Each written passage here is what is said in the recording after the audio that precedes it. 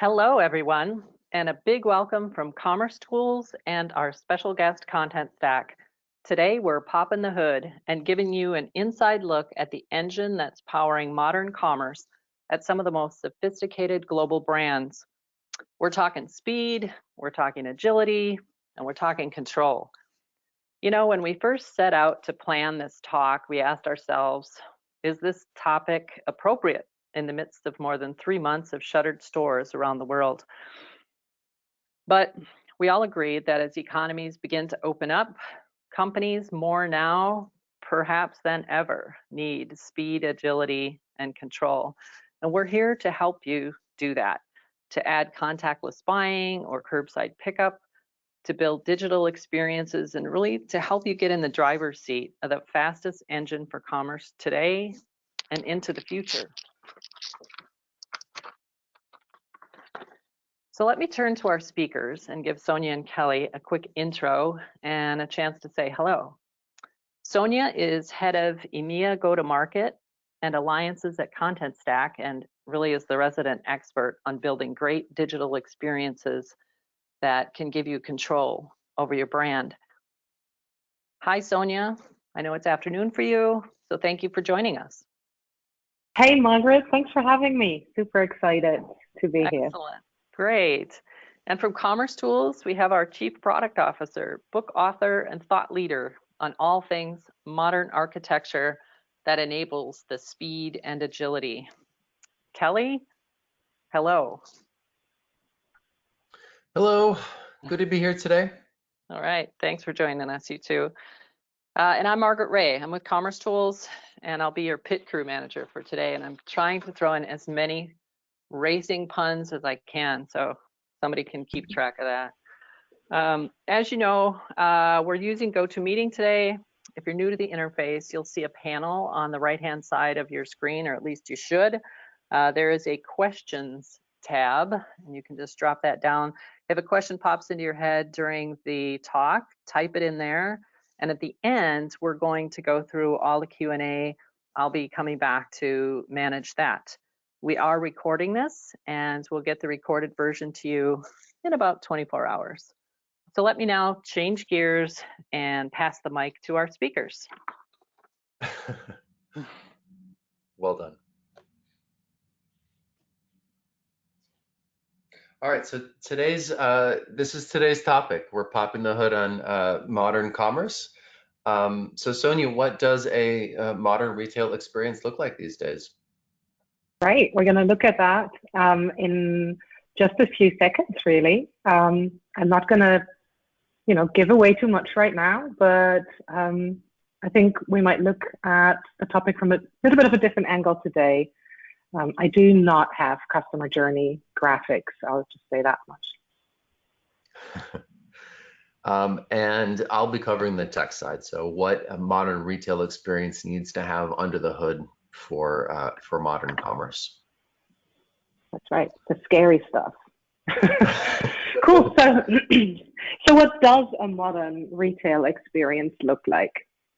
Kelly, if you can give me mouse controls again. Thank you so much. So thanks, Kelly. Like I said, I don't have customer journey graphics.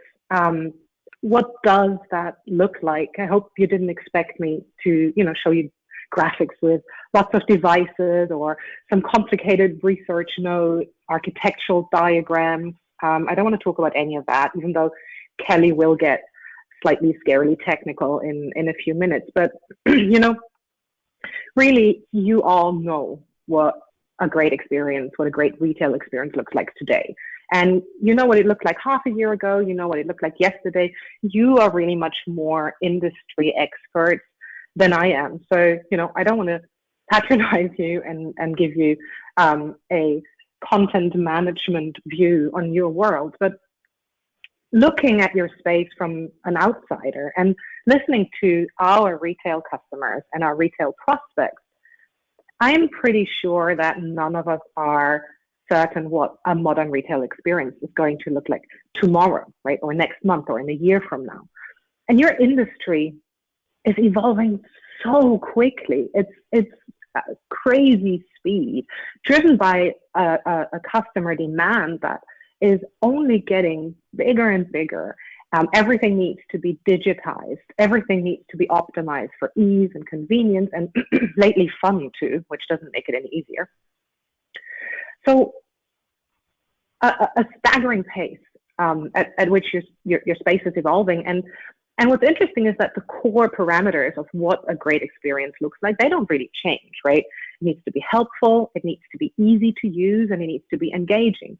But what helpful looks like, and what easy looks like, and what engaging looks like, that changes constantly. And like Margaret said, none of us, in January, had we given this webinar, none of us would have believed what our world looks like today. And quite frankly, COVID-19 to me just still feels like some bizarre B movie. But the impact on me personally, on us as individuals, as a society, has just been ground shaking, really. And if I look at the way that we shop today, it's fundamentally different from how we were shopping when this year started, when 2020 started. I was preparing for this webinar, I was looking at a few statistics, and I found the Signified Commerce Network, which I'm sure you all know, said that in these few months, e-commerce spending is up by 46%, which is insane. If we look at, retail sales over the past years, been increasing approximately 1 percentage point per year. Now, just in these few months, we've had an increase, a change worth a decade in just a few months. Absolutely insane growth. And commerce that was sort of a nice to have, an occasional pastime online, is now a fundamental necessity. And it supports everything from consumer health to well-being, recreation, distraction, and it just puts in very, very sharp focus all those digital capabilities that you retailers must possess to accommodate this shift today. So 2 real-life examples that happened to me. One is the example of trying to get nail polish. And this sounds super trivial, but I'm one of those spoiled ladies that goes to have a manicure. I don't know the color name that I have on my nails, right? I couldn't do that for the last month. So I tried to find my nail polish color online, and I just couldn't see the true color. So I just bought a few. And then my husband remarked that my nails now look like plastic red nails, which was just not great feedback to get at all. So then I went and thought, okay, I'm just going to try and order this online and pick it up in the store, which wasn't possible because I live in the Netherlands and the COVID-19 rules here forbade those shops to open because they were too small. But I would have just loved to have some sanitized bag that I could pick up and get it there, some way for someone to help me and find my actual nail color. And the same goes for hair color, right? Couldn't go to the hairdresser. Starting to get old, and those gray roots, they're just not pretty. Now, wouldn't it have been fantastic if a retailer that sells hair color would have proactively reached out to me, knowing my age and, the necessity for looking after your outgrown roots here, and would have been able to send me, say a little video on how do I actually do this at home, and how do I find out the right color, and how do I, DIY the look that I want right now. So, whilst it's nothing new that something that we used to buy offline, we're now selling online. And, Warby Parker and Casper mattresses, they've been disrupting the space with these models for a long time, but it's just not a nice to have anymore. It's a necessity, and the urgency and the importance, they've just changed completely. So that elusive goal at the heart of all of this is, as a retailer, make it as fast and as easy as possible for your customers to buy the things they want, even if they might not be thinking about that they need these things at this time. And then, it's not just about handling that increased web traffic that is coming in. We've seen a lot of businesses that, might have left money on the table because they lacked the opportunity, the possibility to proactively reach out to their customers with personalized, with empathetic offers. And we know from conversations with prospects and customers that if you're not set up for that sort of omni-channel proactive outreach, it might actually be prohibitively expensive for a lot of companies to spin up these offers quickly. So, while some might have devoted a lot of time and budget to developing those personalized multi-channel offerings, the question is who can actually leverage the full benefits of this business model and create a genuinely helpful experience to the customer when they need it. So reality is, and that's really the crucial element of what I would like you guys to take away today, the modern retail experience is not a state. It's not, there's no template. What makes your retail experience modern is how well are you set up for change? How quickly can you innovate? With how much agility and dexterity can you respond to a world that's ever changing? And you might have rolled your eyes at a keynote saying that in December last year, but today we know, holy cow, how quickly can our world change? And the gracefulness of this change, that's really that digital secret for the retailers who are thriving right now in these crazy times. So there's no one-size-fits-all perfect digital experience that I can give you. But what we're going to talk about later and what Kelly is going to show in very tangible ideas is how do you actually get to a point that you are able to offer that. No webinar would be perfect without some boring Gartner research. But in the context of the COVID-19, there's a really interesting report, how to take immediate action to help customers. And I'll just be a horrible presenter and read this out.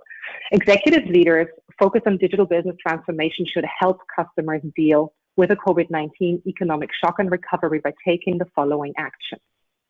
Remove frictions for customers by providing how can we help you options and eliminating reasonable gotchas like waiving airlines, blah, blah, blah.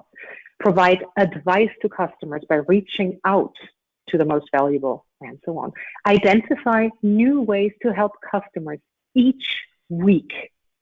What was market leading last week is now basic and expected. That's pretty rough, right? What was market leading last week is now basic. We don't want to be basic. And what I find really interesting is that a lot of conversations that we have now are about what is actually going to stay. So decide what becomes permanent post-crisis, because the expectations that have been raised now by our consumers and our customers, they will stay. And the expectation of retailers to actually help will stay. Now, are you set up for that? Are you set up for actually innovating on your experience each week? Are you set up to experiment what your customers want, learn from the feedback that you're getting, learn from the data that you're getting, and implement that in some continuous innovation magic? Reality is, for most companies, innovation is prohibitively expensive. One of our customers is not in the retail space, it's a Spectator. It's I don't want to say oldest magazine, but they are around the longest. Also the most successful magazine in the UK right now. And before they re-architected their digital experience technology, but also people and process angle, Tom said that in terms of ability to innovate, everything had a cost associated with it, which put us off doing anything risky. And that meant that technology was stagnating, and so was our ability to serve customers. So if you find yourself in a situation where you see your marketing teams, your business team, your merchandisers have a lot of fantastic ideas, but you just can't turn them around at the pace that you know you have to, that's a pretty good indication that something has to change. Here's the good news, though. You're not alone. So the same report by Gartner that I mentioned before actually stated that 71% of even the most digitally advanced This is the leaders, right? This is not the laggards. The most digitally advanced companies are not helping their customers with their most pressing questions and problems. That's a scary metric, but it is also one that will allow you to really stand out from your competition if you tackle this challenge, if you can turn around your business and really focus on what do your customers need, proactively reach out and continuously iterate over your experiences. So, you know, to Margaret's point earlier, the speed, the agility, again, is the one crucial element for you to be successful. Now, we were talking earlier about, and you've seen that in the webinar, a description about how does content play into that.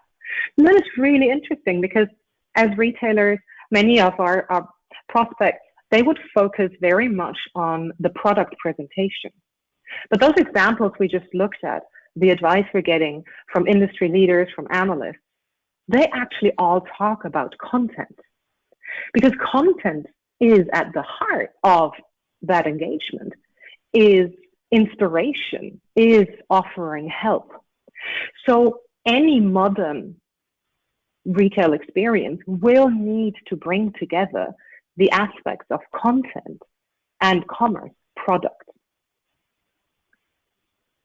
And what we see is that the most successful retailers, they shift their view and don't just think about, you know, the order values, the basket sizes, but they think about the customers from an outside-in perspective, and they think about content. They set up a very dedicated practice to that end, which means they become, you know, the trusted advisor, to use one of those marketing darlings words. But it is indeed the linchpin for you to stand out. And right now, you have the biggest opportunity for probably the next 5-6 decades to make sure that you do. So think outside in, think from the customer perspective, create relevant content alongside your products and your merchandising teams, and focus on helping your customers and those companies that do that, that see their brands strive right now. In the next few days, we're going to release a paper at Contentstack that you know, you should maybe look out for if you're interested in how to actually re-platform. And one of the interview partners that we had is Giles Smith. He's the director of digital technology at Burberry. And Giles said to us that they were a few years ago at the brink of understanding that, you know, the agility is really the most crucial aspect for Burberry to evolve, not just online, but, you know, across all the digital elements in their customer journey. What he said to us was that for the last 10 years, unstitching legacy technology, so think big suites, monolithic software, you know, basically most of the top right vendors that you see in an analyst report, although commercetools just recently got in there, so I can't use that that sentence anymore. But it's just been too big an effort and a cost. And a new architectural approach represented, you know, by Headless provides Burberry more flexibility in evolving in the future. And the quote continues that part of the reason we went for this architectural pattern is that we don't want to ever go through a major replatforming again. If a few years down the line, something emerges that is far and above what we have, we want to be able to adopt it without the barriers of the past. And that's what I hear a lot of our customers say. Thank goodness we don't ever have to replatform again. Half a year typically goes by if you need to do a major upgrade, a major version, and it's the biggest frustration of business, of content, of marketing teams to not be able to innovate in that time. Now imagine you would have started that process in February. You would have started an upgrade process in February, and you would not have been able to do anything decent because all of your resources are locked in that project. An absolute nightmare. And it can be so business damaging that some companies are actually going out of business right now. So it's a massive opportunity cost not to be set up in an agile way. And even in these crazy times, it may be more cost effective to switch to those scalable technologies right now rather than staying in the status quo, even though that is the comfort zone, right? Oh, that's worked for the last 5, 6 years. It's going to be fine. It's not. It is not going to be fine. Sticking with legacy software, sticking with monolithic suites is probably the riskiest choice that you can make right now. And here's the thing. Once this crisis is over, the consumer expectations are not going to lessen. So investing now in technology that gives you the agility to respond to the needs is not just going to pay back, directly in additional revenue now or a few weeks from now if you choose to sign an order form later today, but it's really going to pay dividends in digital scalability, adaptability, and the flexibility of your customer experience over the long term. So the question is really, what are you going to make out of the situation that we find ourselves in right now? It's going to be formative for your long-term customer relationships without a shadow of a doubt. And coming out of this period, your customers are going to remember, not the email blast that they get, but those brands that actually supported them, that supported their communities and just made people's lives a little easier. And, it sounds all really scary, but like Giles said, there's a way out. There's a different world. And sometimes when we are in conversations with retailers, we hear certainly the business and marketing side say, this all sounds too good to be true. We're going to show you some case studies of big global brands that have done this. And, we invite you to, look on G2 Crowd, look on Gartner peer reviews.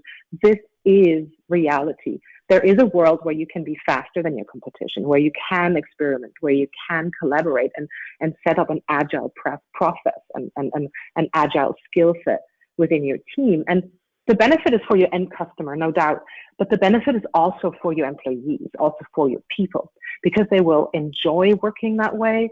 They will feel more empowered. They can see they can inflict change.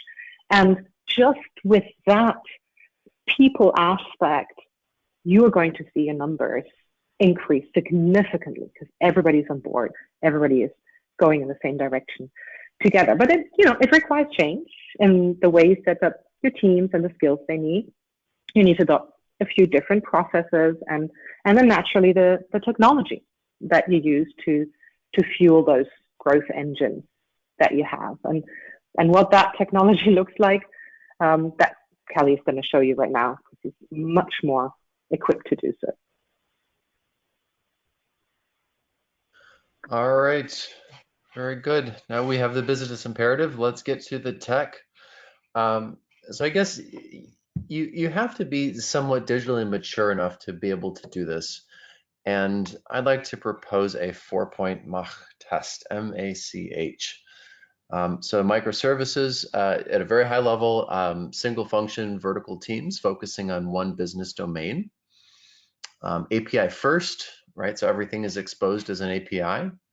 Cloud, meaning actual public cloud, not just hosted, but actual cloud services. And headless, which is the technology does not ship with a head on it. Instead, you build the head. And I'll talk about what these mean more in a minute. But at a high level, these are the 4 points that we use to make sure that you're mature enough to adopt a solution like this. So let's talk about microservices. I think this is the most foundational. And I'll talk about this later, but Amazon actually invented the whole concept of microservices back in the early 2000s. And there was this very famous memo from Jeff Bezos to all of Amazon. And again, I'll talk about this. But generally, what you're doing is instead of having a single horizontal team, all right, take a look at the sheet cake, for example, where you're focusing on technology layers. So you have a front end team and you have a back end team and you have an ops team and you have a database team. Instead, the concept behind microservices is you have small vertical teams, typically 7 people, plus or minus 2, focusing on a specific business domain. So you might have 7 people come together and build out microservices for inventory. You might have another team focused just on pricing. So think of them more like cupcakes, for example, where you get a little taste of everything all in one, bite-sized pieces rather than big horizontal layered monolithic pieces. And the real advantage of microservices is that within a team, you don't really have boundaries. If you have a traditional IT organization that's focused on layers, if you need to make a simple change to your application, like maybe you need to start capturing the customer's birth date, or let's take a more common example, a more topical example. Today, a lot of retailers are starting to support curbside pickup, and many of those retailers are looking at license plate numbers. So maybe you want to start capturing the customer's license plate and attach that to their profile so that when they pull up to the store for a curbside pickup, you know who they are and you know what order that they have. In a traditional horizontally focused application, you have to have the business analyst to define the requirement, and then they send the requirement to the Java developer, and then the Java developer tickets the database team and asks them to add that column to the table, right? And you end up going back and forth through tickets basically to get between those teams. But if you have a team of 5 or 6 or 7 people and they're focused on the customer profile, there are no boundaries, right? These people eat lunch together. They, in normal times, would sit together. They're focused on a business domain. So in that case, the business analyst can just lean over and ask the Java developer, who can then ask the database administrator to add that column. So you remove those boundaries and you end up with much, much higher speed communication. And you don't end up with those artificial barriers between organizations. So really, really important for innovation. The next is API first. And with APIs, you're exposing all of your functionality, both data and functionality, as an API. So data is something like a product or an order or a price, right? Those are all pieces of data. And then functionality is something like a like add to cart, right? Add to cart is a function that you'd call, or execute a product repricing, for example. So if you expose all of that functionality and data as an API, and you do it as an API first, you can then integrate with any device that you would ever want. So we don't know what the future holds for devices, right? It could be, for example, Apple's rumored to be coming out with augmented reality glasses in the fourth quarter of this year, right? And you could, in theory, very easily integrate, if it's an API first experience, APIs with that platform. But you can't do that unless it's APIs. It has to be exposed as an API. So again, look at all these different customer experiences. You have in-car commerce, you have curbside pickup that you need to support. You have all these different customer touch points. And again, you just can't do that unless you have APIs as the foundation of your platform, of your experience. So it's really, really important. Next is cloud native. And I'll talk about this more in a second, but there's a big difference between being on the cloud or in the cloud. And what I mean by on the cloud is a lot of legacy vendors, both in the content space and commerce space, have taken their legacy platforms, they put them in virtual machines, and then they use the public cloud as hosting, right? But they're basically walled gardens within there. But that's not cloud, right? Cloud is being able to use this entirely new programming paradigm.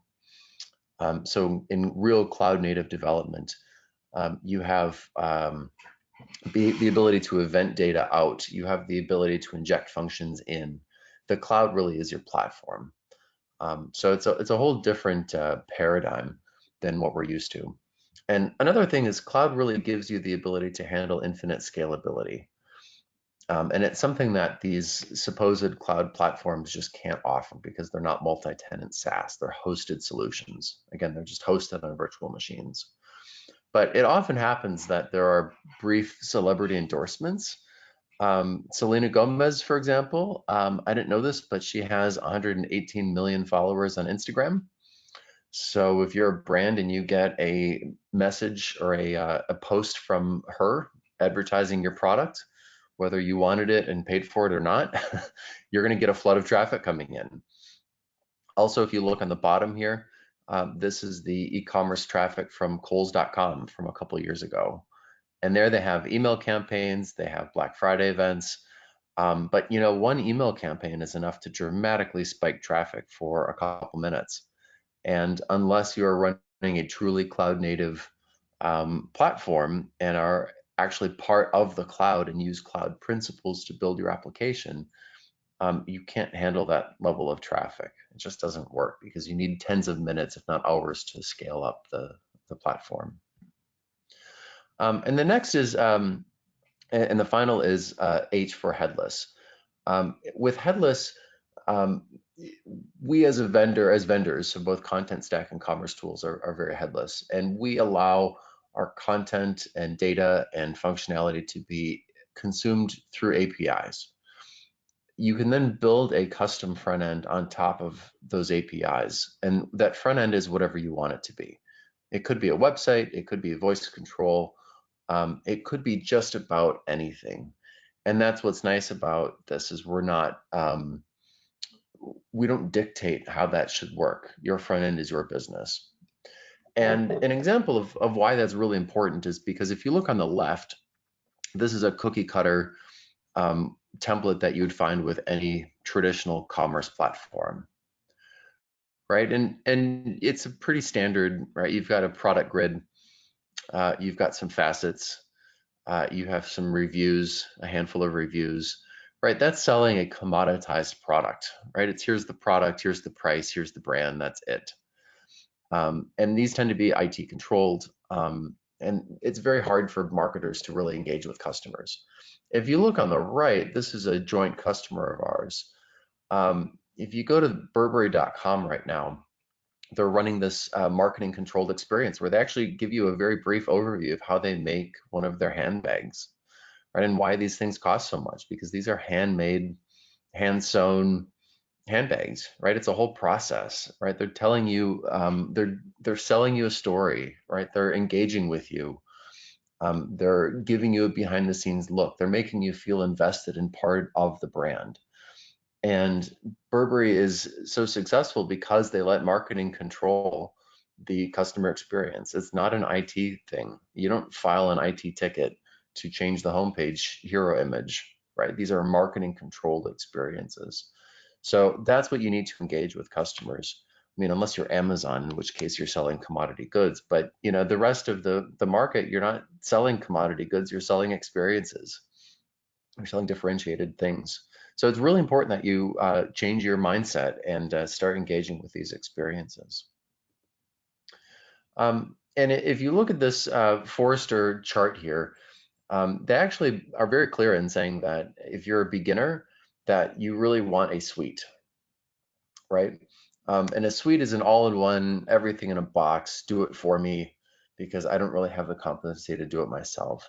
And that's fine for a segment of the market, for sure.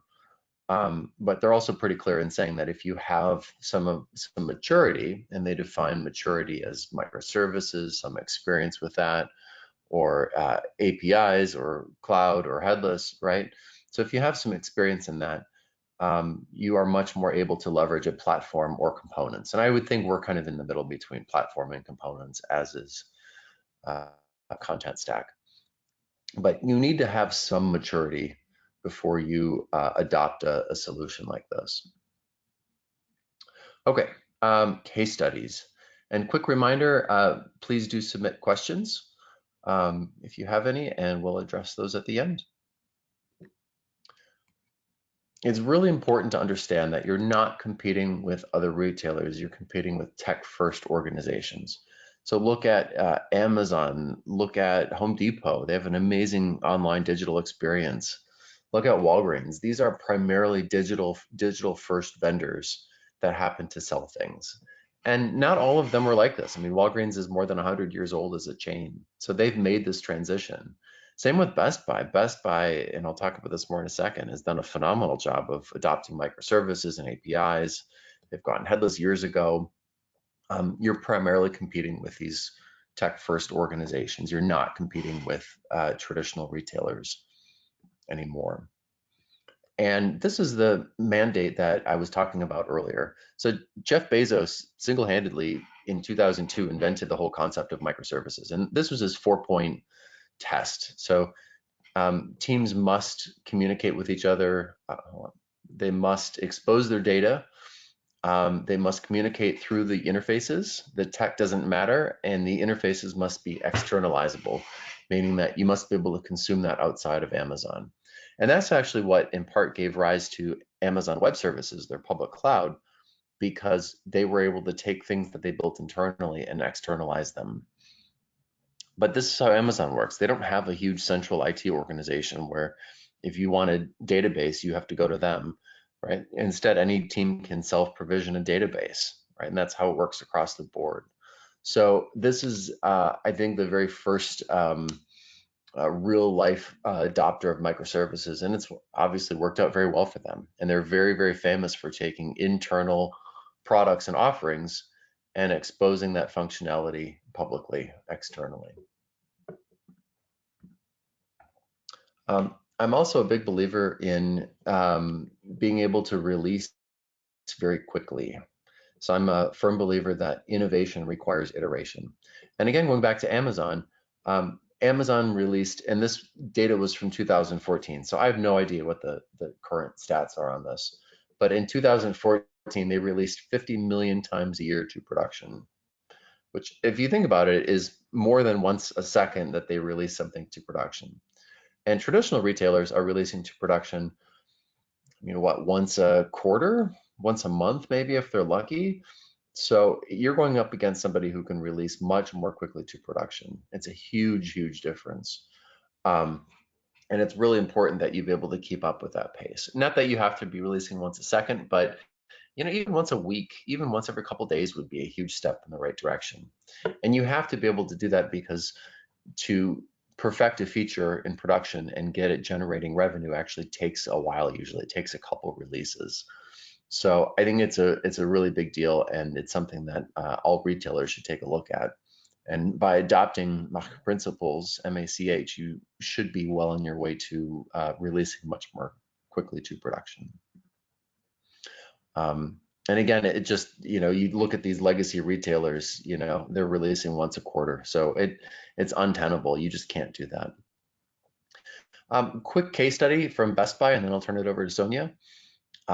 They were running a legacy commerce platform, ETG, and they had an annual deployment to production. If you can imagine that, this was 10 years ago. So it was a once a year activity, took 8 hours, everything was down. And an example of that, of how dysfunctional it was from a tech standpoint, is they had a 6-month project that cost over $1 million to move the add to cart button from the left side of the page to the right side. And that's just how slow things were. And again, they at the time they had 39 billion in revenue, 125,000 employees. But you can imagine what that did to their business. It was terrible. And in 2010, they kicked off this huge company-wide initiative to build an entirely new commerce platform using microservices. And as an example of that, they started offering contactless curbside pickup at all locations within 4 days of the shelter-at-home order being put into place across the country. So they were able to very, very quickly adapt to business changes. Now imagine if this was 10 years ago and they only had an annual release to production. They still wouldn't be supporting curbside pickup. And Best Buy has done really well, just in general, but even through this pandemic, only because they're able to really quickly adapt. And we use them at home personally because it's really nice just to place your order. It's usually available within the hour. You drive up, they bring your stuff out, and you go. It's so easy. And I might be doing this permanently. I don't see the value in going into stores anymore. But they were only able to do that because they adopted microservices and were able to very quickly roll out that change to the entire company. So over to 4 days, right? Can we just pause and say they did that within 4 days? Can you imagine doing that with a monolith, Kelly? Like in 4 days, you don't even find the person that could run your DevOps chain, right?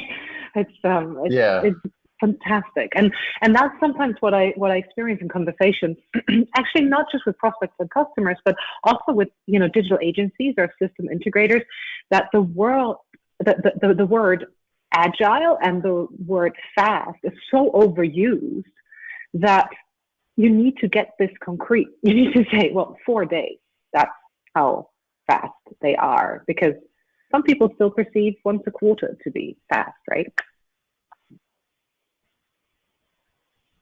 Right. Case study number 2. We've spoken about this British luxury fashion house a few times. Unfortunately, I can't name the brand right now, but I'm sure we've given you enough clues here. Really, really fascinating journey of a lift and shift of a huge organization. They went to a complete MACH technology stack. So, some organizations go step by step and replace system by system. This brand chose to really go from a legacy suite to a stack, global websites in many, many countries, including 11 languages, and set up for speed right now. When I visited them, when I started at Contentstack, and you must know I've worked for monolithic vendors for 20 years before and joined Contentstack in summer last year. So this was also a pretty new world for me. And I was a little scared going to this customer because I was used to frustrated customers. And I was meeting with the VP Digital, with the head of content, the head of backend development, and the head of front-end development. And well, like I said, I was a little scared, I won't lie. And when I sat down and introduced myself, they started arguing amongst each other who of them was the biggest fan of Contentstack. And that is truly something I did not expect. The content lady won. And I was curious because when I started going into this part of the digital experience technology space, I had assumed it's IT's darling and marketing and business are not really bought into it. The last almost year has taught me very differently. She said that they used to not be able to do much in a given week because they had so many problems working with their system before that they generated 40 user tickets per day. 40 user tickets. So that is business people, this is marketing people, content people, trying to do something and not being able to do it. This isn't even about them being too slow. They are not able to do it. So they have to go to IT. So then the IT guys were like, yeah, that was terrible because we never actually got to innovate because we were just basically the marketing and content team support hotline. And that I know is reality in many people's lives. What is interesting about this customer is also that, whilst obviously this company lives off selling products, they say that content is at the heart of their digital strategy. They say that, the commerce aspect isn't actually all that complicated because they don't do discounts, they don't do, winter sale and summer sale and all of that. But their challenge is how do we inspire customers to buy our luxury fashion and our luxury accessories?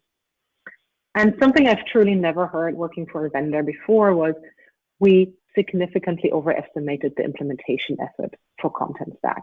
That was a wow moment for me. And it was the first, I've heard it a number of times afterwards. But also here for you, do not think this needs to take a year for you to change. I'm going the wrong direction. Kelly, rescue me, please. Also, Margaret asked me to remind you to please ask questions. The last case study is a customer of a joint customer of ours that found themselves in a classic situation where their website teams and their app teams were not connected. So coming up to Black Friday, a mobile app development team had built a Black Friday sale, I guess application you would say, and neatly put all the different ads on there. Black Friday came and was incredibly successful. And by noon on Black Friday, all those items that were on the front screens of their apps were sold out. So the merchandising team wanted to switch them out and couldn't because they just had no way of getting there. It took them 2 weeks to actually change what was going on in the app. 2 weeks where everything that any customer that opens the app on a tablet or on a mobile saw was sold out. How frustrating is that for your customer? How much money did they lose doing that? So then they said, this is not going to happen again. We're going to buy the mothership of digital experience technology. They bought Adobe AEM, and they said, next year, Black Friday, this is going to be different. So then they went on implementing. 8 months later, they noticed they were not going to make it. They were 4 months behind the schedule trying to implement this monolith. So they called Contentstack. And we actually helped them to launch. So remember, this was a month before. We helped them to launch November 2nd, which was 2 weeks ahead of schedule. And the best Black Friday performance ever, not just from a performance, but of course also from a sale. Factor 10 increase in mobile app usage and mobile app sales. Absolutely fantastic. And with a lot of calls every month, right?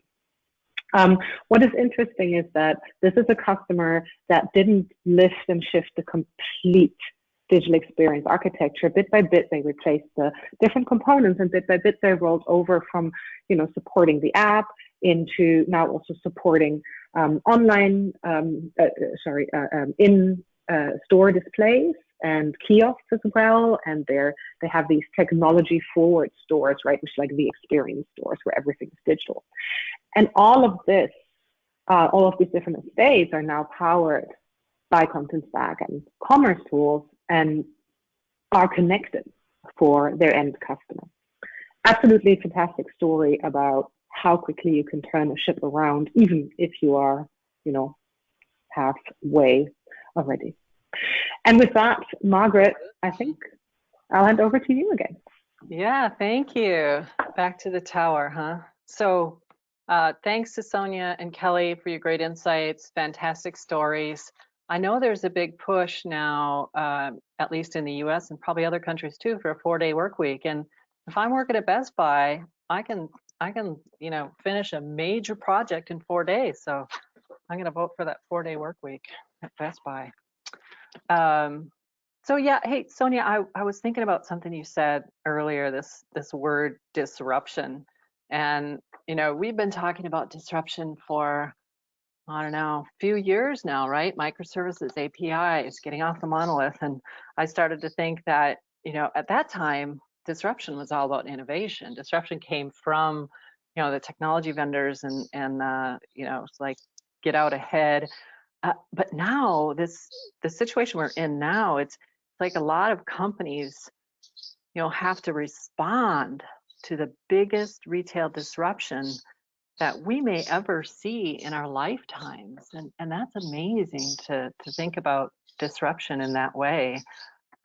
So I have a question for both of you in closing, and then we're going to get to a couple of the questions that have come in while you've been talking. And the question is, what now? So we're believers, your stories are amazing. We've seen huge brands adopt this kind of technology that's under the hood. What's the first step for people who are listening? Maybe Sonia, you could take it first and just talk about, okay, where do I go from here? Sonia?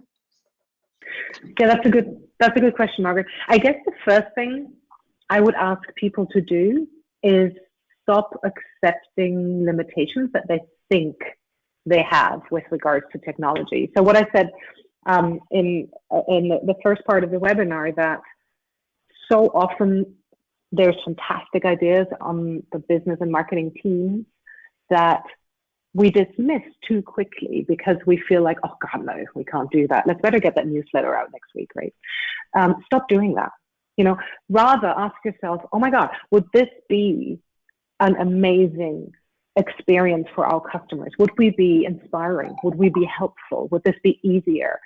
Mm-hmm. And then reconsider if there might not be a way for you to start with, say a pilot.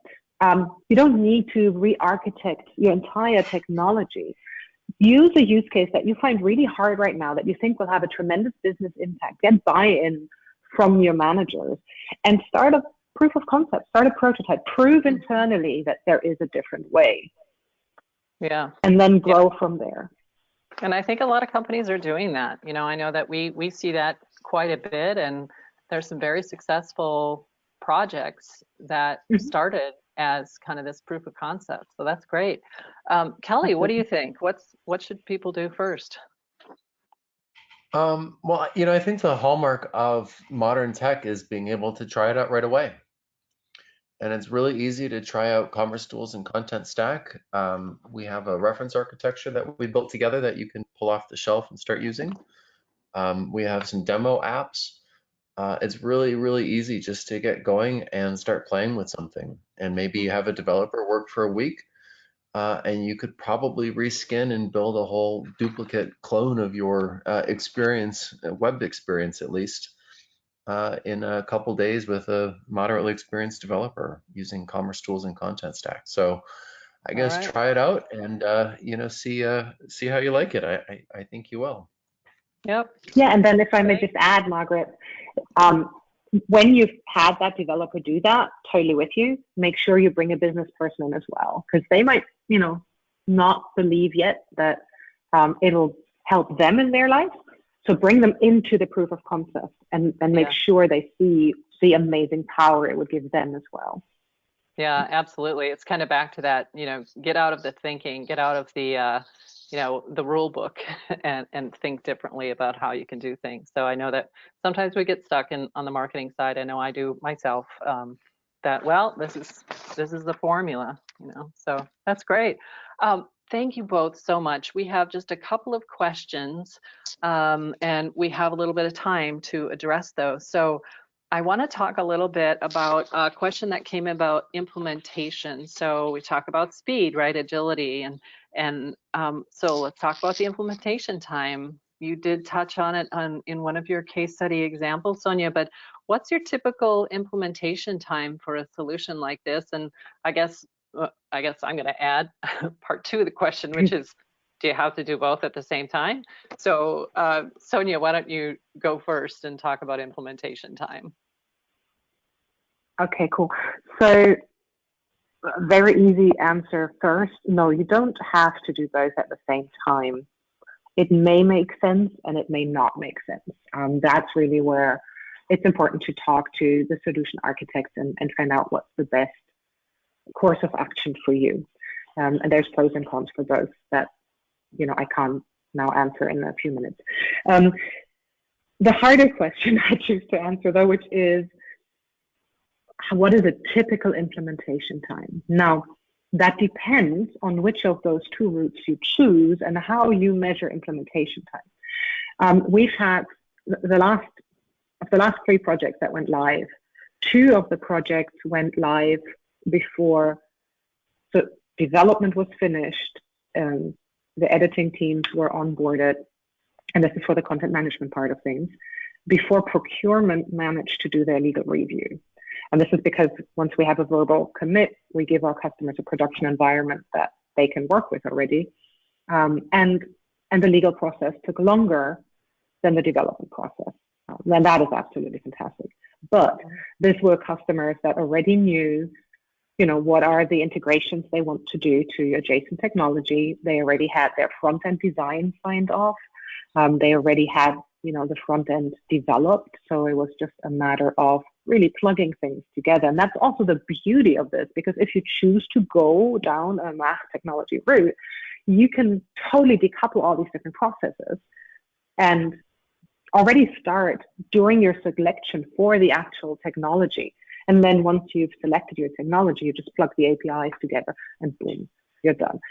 Other projects that I've seen, Margaret, where people thought, let's select a content management system. And then often we see, against those monolithic suite competitors still, where indeed you have to wait with thinking about your experience, because the proprietary ways of templating and coding, you will need to know which of those systems you go for. If then your CEO still needs 3 months before they agree on the color shading, then that of course influences the implementation time. But from a pure technology perspective, weeks. Nice, nice. It screams flexibility.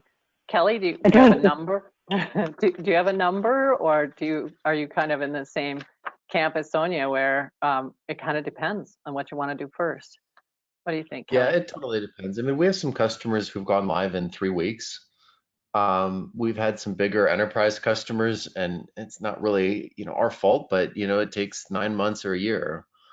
Mm-hmm. So it really Yeah, depends how fast you want to go. I mean, right. what's different about us and other more modern cloud solutions like Contentstack is it's not really the implementation time of the product, it's everything around the product. So how long do you have to take to Yeah, build your UIs? It's all of that type of work. right. Indeed. And, we could probably do a whole nother session or two on just organizational mindset, I'm sure. Are people ready to really embrace and adapt and across the organization and across the engineering team? So there's probably a little bit of that, I would imagine, as well. But what it sounds like here, and what I've witnessed firsthand, is you can certainly go as fast as you want to. So that's Yeah. great. One final question, and then we're going to close. We have about 4 minutes. So this is kind of the SaaS versus open source question. And the question is, isn't SaaS more of a black box? Wouldn't I just be better buying an open source solution and tinkering myself? So when I hear tinkering, I'm thinking, architecture and under the hood. So Kelly, I'm going to pass it over to you first. I mean, the problem with open source is that all of that code and that code base is then yours that you have to maintain forever and ever and ever, right? And it's not uncommon for an open source platform to have 2, 3, 4, 5, 10 million lines of code. So now you're building on top of that, and you're not getting a service, you're getting code, right? So you then have to maintain that code. You have to upgrade that code. You have to run and install that code somewhere and then keep it up and running. It's much easier just to define a nice clean service as an API. And that's why there was a great article in TechCrunch over the weekend about why API-based startups are really winning, because they take something really complicated like commerce or content, or in the case of Twilio, all of the, you know, phones and text messaging, right? We as vendors collectively take all of this crazy complicated stuff and we put it behind these nice APIs. And you just build APIs into your application. And that's a whole fundamentally different model than going to GitHub, downloading some source code, right? And then building on top of that and then having to host that somewhere. Yeah, cleaner for sure. Anything to add there, Sonia? I'm not sure I dare to as a marketing side person, but I do find the question really interesting, because I can understand that the term SaaS software might imply that it's not easy to change, because there is a lot of SaaS software that's sort of a take it or leave it. But I think that the importance of Kelly's outline is that there is SaaS technology that is API first, that is specifically designed so you can, sort of tinker with the part you want to tinker, your front-end experience and your integrations, all of that. But you don't have to worry about the core functionality, because why would you, right? You're a retailer, you're not a content management vendor, or an e-commerce vendor. Let us do the innovation on the platform. You benefit from constant teaming, rolling upgrades. You never have to worry about the hosting or the maintenance, all of that. And then you tinker with the part that is actually fun for you to tinker, that is your area of expertise.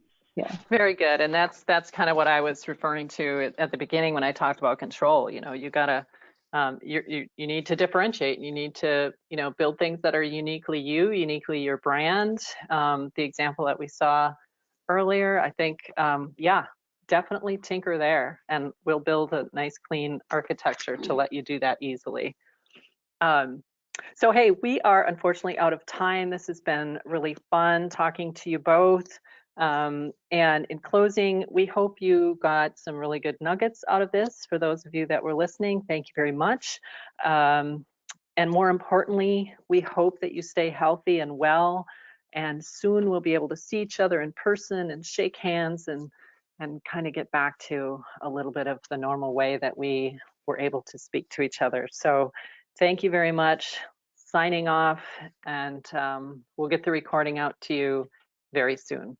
Thank you. Thank you, guys. Thank you. Have a great day.